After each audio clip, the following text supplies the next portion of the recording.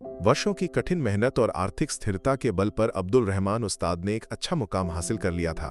उन्होंने अपने बचपन के सपने को साकार करने का फैसला किया, जो था एक नई कार खरीदना।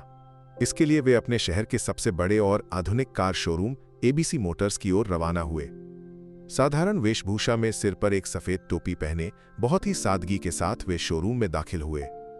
उनके चेहरे पर नई कार खरीदने की खुशी और थोड़ी सी उत्सुकता झलक रही थी।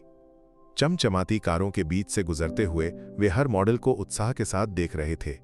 उनकी नज़र उस मॉडल पर टिकी जिसे उन्होंने अपने मन में सोच रखा था। लेकिन शोरूम के प्रवेश द्वार पर ही एक सेल्स एग्जीक्यूटिव ने उन्हें रोक लिया। क्या चाहिए उस्ताद जी, कोई पुरानी कार बेचने आए हैं क्या? ये था उनका पहला सवाल। जब उस्ताद ने बताया कि वे नई कार खरीदने आए हैं, तो कर्मचारियों ने एक दूसरे को देखकर हंसी उड़ाई। ये टोपी वाला आदमी कार खरीदने आया है, ऐसे लोगों का यहाँ क्या काम? एक कर्मचारी ने फुसफुसाते हुए कहा। शोरूम के मैनेजर मिस्टर रविंद्रन ने घमंड के साथ उस्ताद को सिर से पांव तक देखा। उनके पुराने कपड़े और सिर पर टोपी देखकर रविंद्रन के मन में तिरस्कार भर गया। कौन सा मॉडल चाहिए उस्ताद? साइकिल की तलाश में है क्या? यहां तो सिर्फ नई कारें हैं, और वो भी लाखों की, उन्होंने तंज कसते हुए कहा। कर्मचारियों ने उस्ताद की सादगी और उनके रूप रंग का मजाक उड़ाया। इनके पास तो डीजल भरवाने के पैसे भी नहीं होंगे और ये कार खरीदने की बात कर रहे हैं, एक कर्मचारी ने अपने साथी से कहा, जिसे उस्ताद ने सुन लिया। कर्मचारी उन्हें कार दिखाने तक को तैयार नहीं थे। उन्होंने उस्ताद को एक कोने में बैठने को कहा और अपने अन्य कामों में व्यस्त हो गए। कुछ कर्मचारी उस्ताद को देखकर दबे छिपे हंस रहे थे। उस्ताद धैर्य के साथ इंतजार करते रहे। उनकी आंखें नम हो गईं। वर्षों से मन में संजोया हुआ सपना इन अभिमानी कर्मचारियों ने एक पल में तहस नहस कर दिया। ये सोचकर उन्हें गहरा दुख हुआ। वो अपमान उनके दिल में एक चिंगारी की तरह जलने लगा। अपमान को सहन न कर पाने के कारण उस्ताद बिना एक शब्द कहे आंसुओं भरी आंखों के साथ शोरूम से निकल गए। उनके मन में अपमान की आग धधक रही थी, लेकिन इस अपमान ने उन्हें तोड़ा नहीं, बल्कि एक नए दृढ़ निश्चय की ओर ले गया। अब किसी को भी ऐसा अनुभव नहीं होना चाहिए। इन अभिमानियों को मैं अपनी मेहनत से जवाब दूंगा, ये मन में ठानकर वे लौट गए। कर्मचारियों के लिए ये एक साधारण घटना थी, लेकिन उस्ताद के जीवन में ये एक महत्वपूर्ण मोड़ था। उन्हें लगा कि कर्मचारियों ने एक साधारण इंसान को अपमानित किया है, लेकिन उन्हें नहीं पता था कि ये एक बड़े तूफान की शुरुआत थी। अब कहानी अब्दुल रहमान उस्ताद के अतीत की ओर मुड़ती है। उनकी शुरुआत एक ग्रामीण क्षेत्र से हुई थी। वे एक साधारण लेकिन सपनों से भरे हुए बालक थे। उनका बचपन गरीबी में बीता। कई बार स्कूल जाने तक का रास्ता नहीं था। भूख और गरीबी उनके साथी थे, फिर भी कारों के प्रति उनका जुनून अथाह था। खेतों और मेड़ों पर चलते समय दूर सड़क पर तेजी से दौड़ती कारें उन्हें आश्चर्य में डाल देती थीं। उनकी गति और रूप रंग उन्हें बहुत आकर्षित करते थे। पुरानी कारों की तस्वीरें इकट्ठा करना और उनके इंजन की आवाज की नकल करना उनका मुख्य शौक था। एक दिन अपनी कार खरीदना और उसमें दुनिया की सैर करना उनका सबसे बड़ा सपना था। इस सपने को उन्होंने अपने मन में एक खजाने की तरह संजो रखा था। छोटी उम्र में ही परिवार का बोझ उठाने की जिम्मेदारी अब्दुल रहमान पर आ गई। पढ़ाई अधूरी छोड़कर उन्होंने छोटे मोटे काम शुरू किए। पहले वे एक ट्रक क्लीनर बने, फिर ड्राइवर।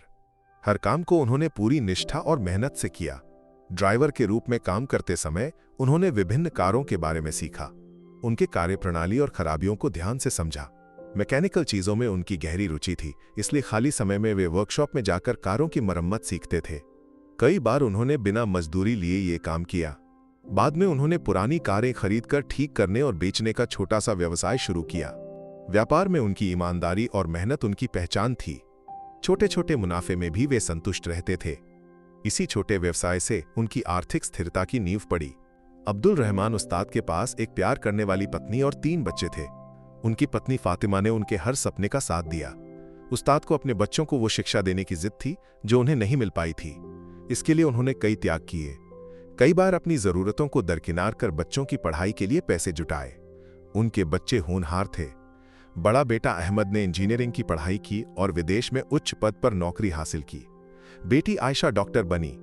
छोटा बेटा सलीम ने बिजनेस मैनेजमेंट में डिग्री हासिल की। बच्चों की सफलता ने उन्हें अपार खुशी दी। उनका परिवार हमेशा उनके सपनों का सहारा रहा। खासकर बच्चों की विदेशी कमाई उनके नए उद्यमों के लिए बड़ा समर्थन थी। अब्दुल रहमान उस्ताद सिर्फ एक व्यवसायी नहीं थे, बल्कि स्थानीय मस्जिद के उस्ताद भी थे। धार्मिक मामलों में उनकी गहरी जानकारी और समझ के कारण लोग उनका सम्मान करते थे। उनके प्रवचनों को सुनने के लिए दूर दराज से लोग आते थे। सामाजिक कार्यों में भी वे सक्रिय थे। गरीबों की मदद करने और विवादों में मध्यस्थता करने में वे हमेशा आगे रहते थे, इसलिए उन्हें गांव में बहुत समर्थन प्राप्त था। लेकिन एबीसी मोटर्स के कर्मचारियों को उनके सामाजिक प्रभाव का कोई अंदाजा नहीं था। उन्होंने उन्हें एक साधारण इंसान समझकर मजाक उड़ाया था। एबीसी मोटर्स से लौटने के बाद उस्ताद उस रात सो नहीं पाए। अपमान उनके मन में एक तीव्र प्रेरणा बन गया। उन्हें एहसास हुआ कि उनका सपना सिर्फ एक कार खरीदने तक सीमित नहीं है, बल्कि उससे कहीं बड़ा लक्ष्य उनके सामने है। इस देश में किसी भी आत्मसम्मान वाले व्यक्ति को ऐसा अनुभव नहीं होना चाहिए। पैसे या कपड़ों के आधार पर किसी को नहीं आंका जाना चाहिए, ये उन्होंने मन में ठान लिया। अपमान ने उनके दीर्घकालिक सपने, एक कार शोरूम शुरू करने को एक संकल्प में बदल दिया। अगले दिन सुबह उन्होंने अपने बच्चों और पत्नी को बुलाकर एबीसी मोटर्स में हुई घटना बताई। बच्चों को गुस्सा और दुख हुआ। पापा, चिंता न करें, हम उनसे भी बड़ा शोरूम शुरू करेंगे, छोटे बेटे सलीम ने उत्साह से कहा। तब उस्ताद ने अपनी आर्थिक स्थिति के बारे में परिवार को खुलकर बताया। वर्षों से उन्होंने रियल एस्टेट, सोने की दुकानों और शेयर मार्केट में निवेश किया था। इसके अलावा उनके पास बड़ी कृषि भूमि भी थी। बच्चों की विदेशी कमाई भी इसमें बड़ा सहारा थी। एक नया कार शोरूम शुरू करने के लिए जरूरी से ज्यादा पैसा उनके पास था। परिवार को भी उनकी आर्थिक ताकत का इतना अंदाजा नहीं था। वे हैरान होकर उन्हें देखने लगे। उस्ताद ने सिर्फ शोरूम शुरू करने का फैसला नहीं किया, उन्होंने गहन अध्ययन शुरू किया। बच्चों की मदद से उन्होंने दुनिया के बेहतरीन कार शोरूम और उनकी ग्राहक सेवाओं के बारे में जाना। जापान, जर्मनी और अमेरिका के प्रमुख शोरूम्स का दौरा किया। वहां की हर छोटी छोटी बात को गौर से देखा। ग्राहकों को अविस्मरणीय अनुभव कैसे देना है, इस पर उन्होंने शोध किया। नई तकनीकें, मार्केटिंग रणनीतियां, कर्मचारियों को प्रशिक्षित करने का तरीका और बिक्री के बाद की सेवा का महत्व, सब कुछ समझा। उस्ताद ने अपने सपने के लिए एक विश्वसनीय टीम बनाई। उनके पुराने मैकेनिक, ड्राइवर और व्यापार में मदद करने वाले दोस्तों को शामिल किया। साथ ही बच्चों की मदद से युवा और ऊर्जावान कर्मचारियों को भी चुना। ऐसे लोग चुने गए जो ग्राहकों के साथ प्यार और सम्मान से पेश आ सकें। सभी को उस्ताद के सपने में हिस्सा लेने की खुशी थी। वे उनकी दृष्टि पर विश्वास करते थे। उस्ताद ने अपने शोरूम के लिए जगह चुनी जो एबीसी मोटर्स के बगल में थी। ये एक रणनीतिक कदम था। उन्हें हराने के लिए हमें उनके पास ही बढ़ना होगा, उन्होंने अपनी टीम से कहा। एक बड़ी जमीन खरीदकर सबसे आधुनिक सुविधाओं वाला शोरूम बनाने का फैसला किया। महीनों की मेहनत के बाद अल अमीन मोटर्स नाम से नया शोरूम खड़ा हुआ। अल अमीन नाम उनकी ईमानदारी और विश्वसनीयता को दर्शाता था। ये इमारत एबीसी मोटर्स से बड़ी और खूबसूरत थी। अल अमीन मोटर्स सिर्फ एक कार शोरूम नहीं था, बल्कि ग्राहकों को एक अनुभव देने वाला केंद्र था। शोरूम में बच्चों के लिए खेलने की जगह, महिलाओं के लिए आरामदायक लाउंज, कॉफी शॉप, पुस्तकालय, एक ही खिड़की पर लोन की सुविधा और अत्याधुनिक सर्विसिंग सेंटर जैसी सुविधाएं थी। टेस्ट ड्राइव के लिए खास ट्रैक भी बनाया गया। हर ग्राहक को परिवार के सदस्य की तरह स्वागत किया जाता था। प्रत्येक को व्यक्तिगत ध्यान दिया जाता था। जब अल अमीन मोटर्स का उद्घाटन हुआ तो एबीसी मोटर्स के कर्मचारियों को तिरस्कार था। ये टोपी वाला क्या शोरूम खोलेगा, 2 हफ्ते में बंद हो जाएगा, उन्होंने मजाक उड़ाया। लेकिन उद्घाटन समारोह देखकर उनकी आंखें फटी रह गईं। स्थानीय गणमान्य व्यक्ति, राजनीतिक नेता और हजारों आम लोग इस समारोह में शामिल हुए। तब उन्हें उस्ताद का सामाजिक प्रभाव समझ आया। उनका तिरस्कार धीरे धीरे संदेह और फिर डर में बदल गया। अल अमीन मोटर्स का उद्घाटन समारोह भव्य था। उस्ताद के पुराने दोस्त, जिन गरीबों की उन्होंने मदद की और जिन धार्मिक विद्वानों का वे सम्मान करते थे, सभी वहां मौजूद थे। अपने भाषण में उस्ताद ने कहा, हर ग्राहक हमारे लिए भगवान के समान है। पैसे या कपड़ों के आधार पर किसी को नहीं आंका जाना चाहिए। सभी को बेहतरीन सेवा देना हमारा लक्ष्य है। उनके शब्दों ने लोगों का दिल जीत लिया।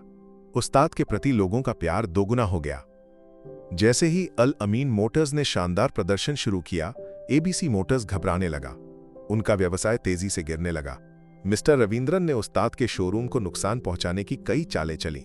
कीमतें कम की, अल अमीन मोटर्स के खिलाफ झूठा प्रचार किया और उनकी सर्विस में बाधा डालने की कोशिश की। कुछ कर्मचारियों को लुभाने की कोशिश भी की, लेकिन उस्ताद ने इन सभी चालों का शांति से सामना किया। कीमतें कम होने पर उन्होंने बेहतर सर्विस और अतिरिक्त वारंटी देकर ग्राहकों को आकर्षित किया।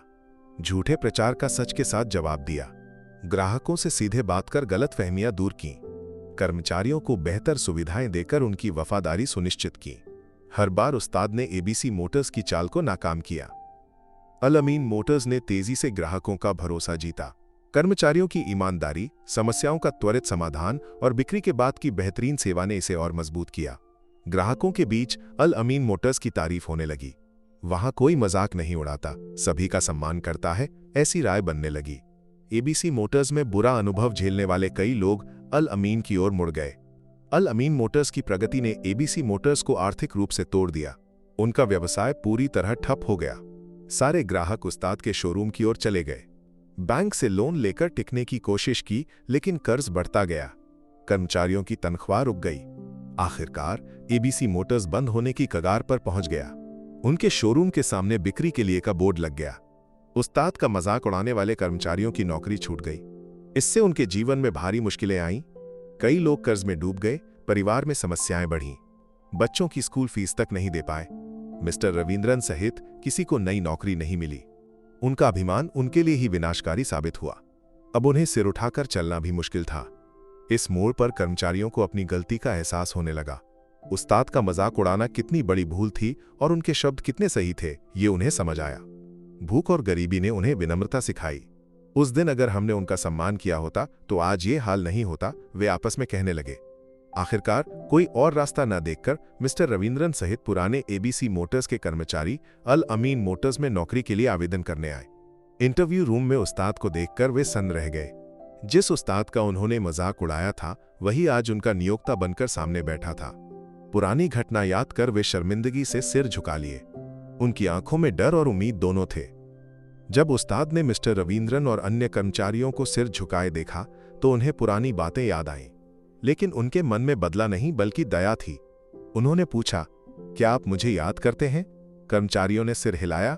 उस दिन जब आपने मेरा मजाक उड़ाया, मैंने एक शब्द भी नहीं कहा, क्योंकि मैंने फैसला किया था कि मेरा जवाब मेरे कामों से होगा। उस्ताद के शब्द उनके दिल में चुभ गए। उस्ताद ने उन्हें नौकरी दी, लेकिन एक शर्त के साथ। आप सभी को पहले सबसे निचले स्तर की नौकरी करनी होगी। आपको सीखना होगा कि ग्राहकों के साथ विनम्रता और प्यार से कैसे पेश आना है। पैसे या कपड़ों के आधार पर किसी को नहीं आंकना चाहिए। मिस्टर रविंद्रन को सर्विस डिपार्टमेंट में एक साधारण कर्मचारी बनाया गया। ये उनके लिए बड़ा झटका था, लेकिन उनके पास कोई और रास्ता नहीं था। उस्ताद का मजाक उड़ाने वाले कर्मचारियों की नौकरी छूट गई। इससे उनके जीवन में भारी मुश्किलें आईं। कई लोग कर्ज में डूब गए, परिवार में समस्याएं बढ़ीं। बच्चों की स्कूल फीस तक नहीं दे पाए। मिस्टर रविंद्रन सहित किसी को नई नौकरी नहीं मिली। उनका अभिमान उनके लिए ही विनाशकारी साबित हुआ। अब उन्हें सिर उठाकर चलना भी मुश्किल था। इस मोड़ पर कर्मचारियों को अपनी गलती का एहसास होने लगा। उस्ताद का मजाक उड़ाना कितनी बड़ी भूल थी और उनके शब्द कितने सही थे, ये उन्हें समझ आया। भूख और गरीबी ने उन्हें विनम्रता सिखाई। उस दिन अगर हमने उनका सम्मान किया होता तो आज ये हाल नहीं होता, वे आपस में कहने लगे। आखिरकार कोई और रास्ता न देखकर मिस्टर रविंद्रन सहित पुराने एबीसी मोटर्स के कर्मचारी अल अमीन मोटर्स में नौकरी के लिए आवेदन करने आए। इंटरव्यू रूम में उस्ताद को देखकर वे सन्न रह गए। जिस उस्ताद का उन्होंने मजाक उड़ाया था, वही आज उनका नियोक्ता बनकर सामने बैठा था। पुरानी घटना याद कर वे शर्मिंदगी से सिर झुका लिए। उनकी आंखों में डर और उम्मीद दोनों थे। जब उस्ताद ने मिस्टर रविंद्रन और अन्य कर्मचारियों को सिर झुकाए देखा तो उन्हें पुरानी बातें याद आईं। लेकिन उनके मन में बदला नहीं बल्कि दया थी। उन्होंने पूछा, क्या आप मुझे याद करते हैं? कर्मचारियों ने सिर हिलाया। उस दिन जब आपने मेरा मजाक उड़ाया, मैंने एक शब्द भी नहीं कहा, क्योंकि मैंने फैसला किया था कि मेरा जवाब मेरे कामों से होगा। उस्ताद के शब्द उनके दिल में चुभ गए। उस्ताद ने उन्हें नौकरी दी, लेकिन एक शर्त के साथ। आप सभी को पहले सबसे निचले स्तर की नौकरी करनी होगी। आपको सीखना होगा कि ग्राहकों के साथ विनम्रता और प्यार से कैसे पेश आना है। पैसे या कपड़ों के आधार पर किसी को नहीं आंकना चाहिए। मिस्टर रविंद्रन को सर्विस डिपार्टमेंट में एक साधारण कर्मचारी बनाया गया। ये उनके लिए बड़ा झटका था, लेकिन उनके पास कोई और रास्ता नहीं था।